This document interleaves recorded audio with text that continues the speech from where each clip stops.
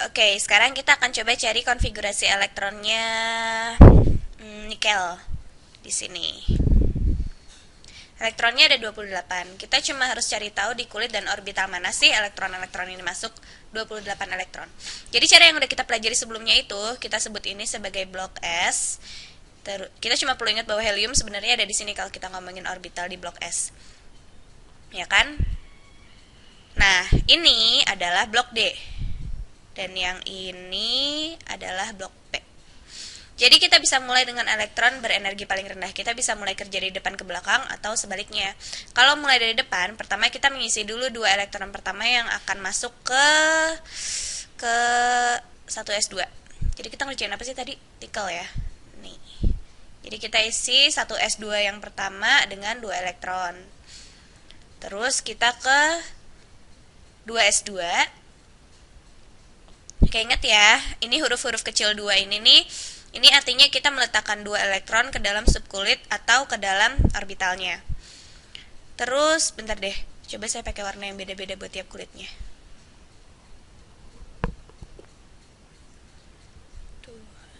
Terus kita isi 2p6. Ini yang di sini kita isi semua kan. Gini. 2p6. Nah, sejauh ini kan kita udah mengisikan 10 elektron kan ya. Kita udah mengkonfigurasikan 10 elektron. Bisa kita lakukan kayak gini. Sekarang kita ke kulit ketiga. Kita gerak ke 3s2. Ingat kita lagi ngerjain nikel, jadi sekarang kita ke 3s2. Nah, kita ngisi kulit ketiga ini. Orbital P ini nih. Jadi 3p6. Kita di periode ketiga, jadi sekarang 3p6. Itu dia. Yang ini kan ada 6 atom kan ya. Terus kita ke kulit keempat. Kita pakai warna kuning coba. Jadi kita kerjain 4s2. Nah, sekarang kita di blok D. Kita ngisi 1, 2, 3, 4, 5, 6, 7, 8 di blok D ini. Jadi disebutnya D8. Dan ingat, ini nggak akan jadi 4D8 karena kan kita balik dan mengisi kulit sebelumnya kan. Blok D kan periodnya dikurangi 1 jadi 3. Jadi 3D8. 3D8. Nah, ini adalah urutan yang kita isi dari tingkatan energi elektron yang paling rendah ini sampai yang tertinggi. Tapi lihat, tingkatan energi paling tinggi ini yang kita isiin pada akhirnya adalah 8 ini kan. Ini yang masuk ke kulit ketiga. Jadi kita ngisi blok D, period yang lagi kita isi ini dikurangi 1. Jadi kita di period 4 dalam tabel periodik kan, tapi kita kurangi 1. Jadi 3 ini hasilnya dari period 4 dikurangi 1.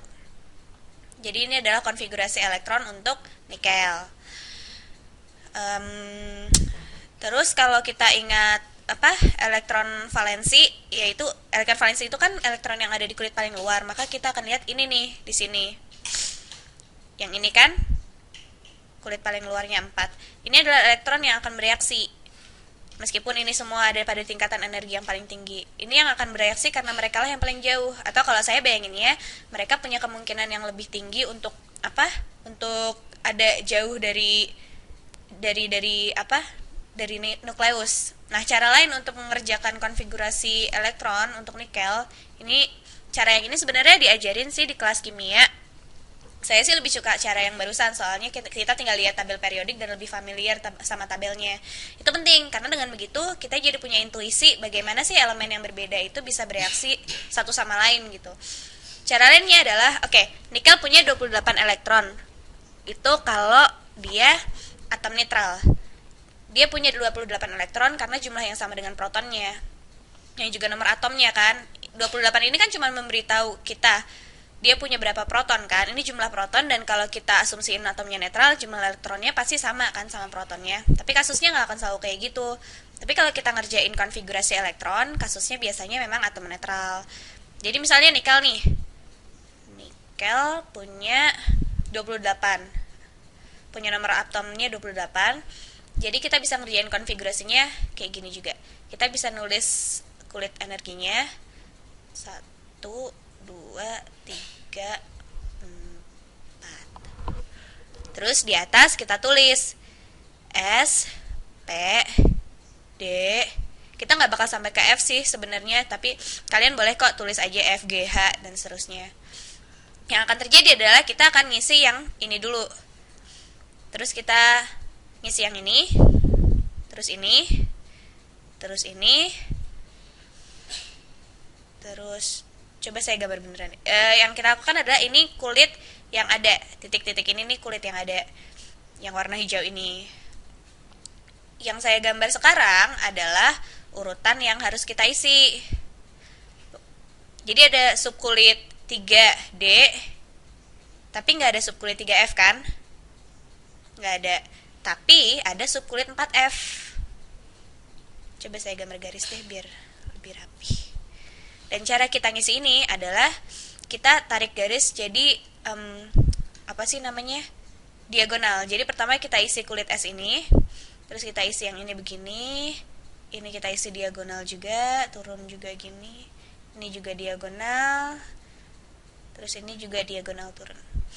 Terus kita cuma perlu tahu kalau cuma 2 elektron yang bisa muat di S, terus 6 di P, dan dalam kasus ini 10 ya di D. Nanti kita bisa pikirin F kapan-kapan, tapi kalau kita lihat di blok F di tabel periodik, kita bisa tahu kok berapa banyak yang bisa muat di F. Jadi kita isi begini. Kita bisa bilang, oke, buat nikel ada 28 elektron. Jadi pertama kita isi ini dulu. Ini 1s2.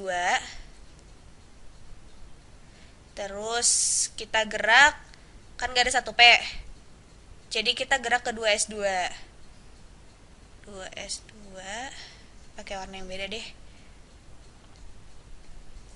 2s2. Nah, itu tetap di sini kan? Tepat banget.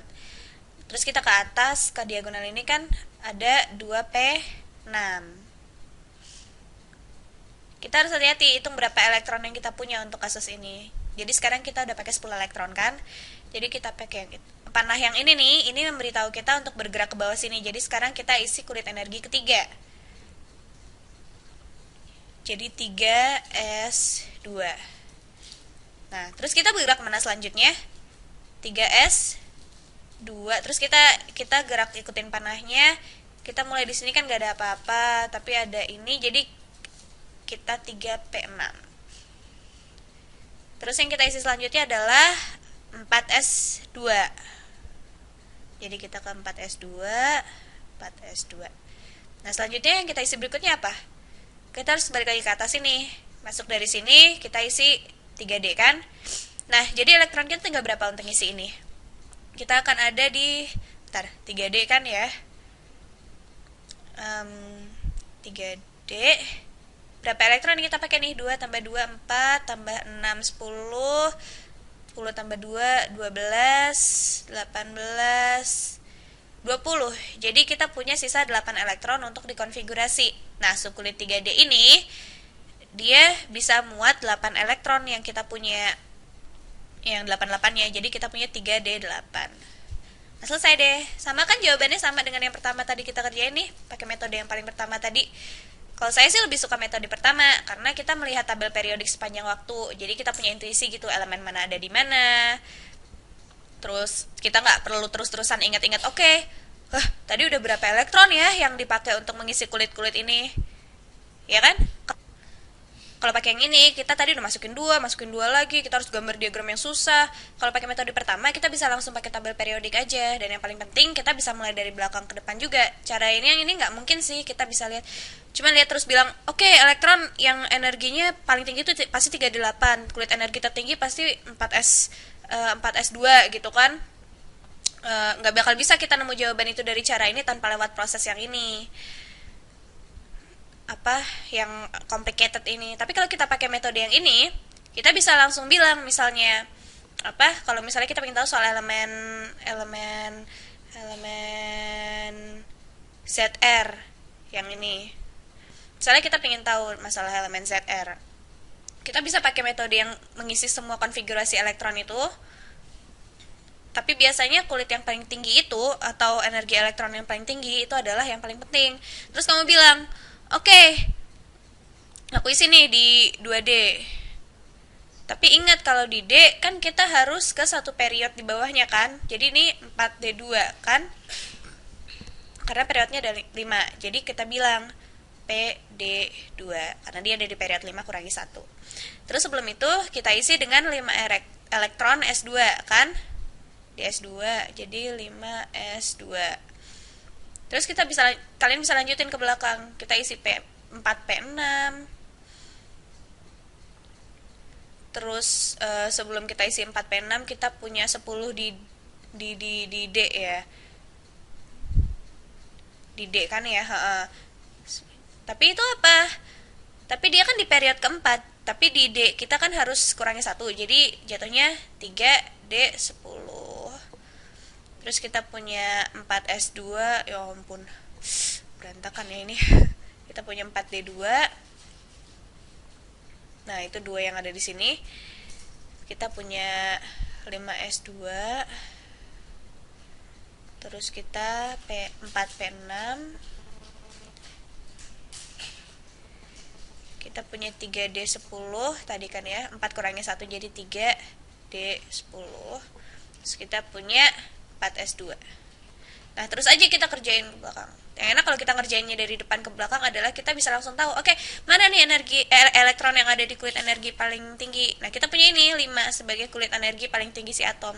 Nah, 2 ini yang kita isi di sini itu adalah elektron yang ada di kulit energi paling tinggi. Mereka bukan elektron dengan energi tertinggi ya. Ini yang punya energi paling tinggi. Tapi tipe yang kayak gini itu emang elektron yang punya kemungkinan ada paling jauh dari nukleus emang. Dah, mereka inilah yang akan bereaksi dan mereka ini ya yang akan jadi paling penting dalam penggunaan kimia. Ini cuma touch point aja sih di sini dan ini nggak bakal terlalu banyak dibahas. Tapi kita sering berpikir, oh elektron ini yang mengisi wadah-wadah ini dan mereka ngisi terus-terusan di situ gitu. Tapi sekali lagi kita mengisi sebuah atom dengan elektron, mereka nggak akan diem aja. Elektron ini akan loncat-loncat di antara orbital yang ada, saling bercampur, terus melakukan berbagai macam hal gila yang nggak bisa kita prediksi.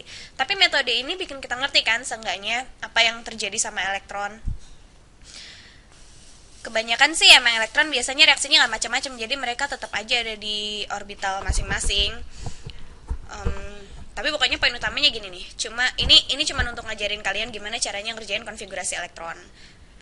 Itu yang akan berguna banget nanti supaya kita bisa tahu gimana interaksi antar benda-benda itu. Dan yang terutama berguna itu untuk mengetahui elektron mana yang ada di kulit terluar atau elektron mana yang akan jadi elektron valensi. Bye-bye!